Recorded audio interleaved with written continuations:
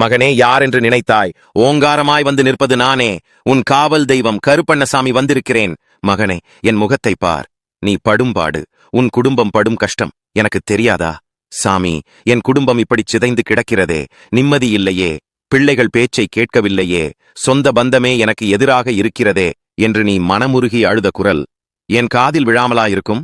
தினமும் நீ படும் வேதனை, உன் வீட்டுக்குள் நடக்கும் சண்டை சச்சரவுகள், பணக்கஷ்டத்தால் வரும் அவமானம், உறவுகளுக்குள் இருக்கும் பொறாமை, அத்தனையையும் நான் பார்த்துக் கொண்டுதான் இருக்கிறேன். என்னை நம்பியும் ஏன் இந்த கஷ்டம் என்று நீ நினைப்பதும் எனக்கு புரிகிறது. கலங்காதே, உன் கண்ணீரை துடைக்கவே நான் வந்திருக்கிறேன். உன் குடும்பத்தின் இந்த நிலைக்கு காரணம் என்ன தெரியுமா? சில தீய பார்வைகள், பொறாமை கொண்ட மனங்கள், உன் வளர்ச்சியைக் கண்டு பொறுக்க முடியாதவர்களின் சூழ்ச்சி, பூர்வீகமாக நீங்கள் செய்ய மறந்த சில கடமைகள், இவை அனைத்தும் ஒன்று சேர்ந்து உன் குடும்பத்தின் நிம்மதியை கட்டியிருக்கிறது. ஆனால் இன்று, இந்த நிமிடம், என் கையில் இருக்கும் இந்த அருவாளைப் பார்.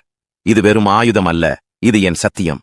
உன் குடும்பத்தை கட்டியிருக்கும் அத்தனை தடைகளையும் நான் வெட்டி வீழ்த்துகிறேன்.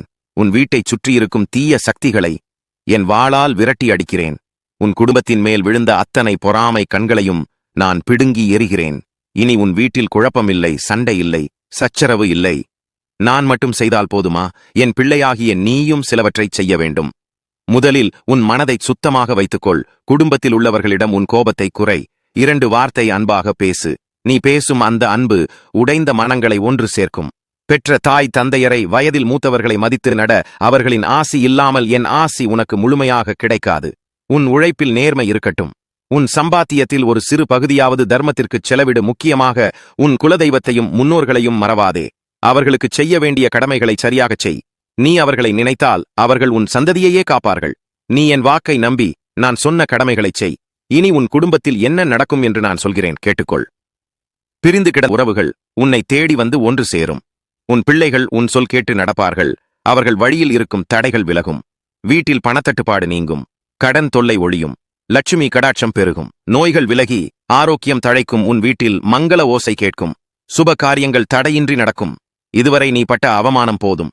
இனி உனக்கு மதிப்பும் மரியாதையும் கூடும். உன் குடும்பத்தை ஒரு கேடயமாக நான் முன்னால் நின்று காப்பேன். கலங்காதே, இந்த கருப்பன் உன் கூடவே இருக்கிறேன். உன் நிழலாக நான் இருக்கிறேன். எந்த தீங்கும் உன்னை அண்டாது, உன் குடும்பத்தை அண்டாது. தைரியமாயிரு. நீ நினைத்த காரியம் ஜெயமாகும்.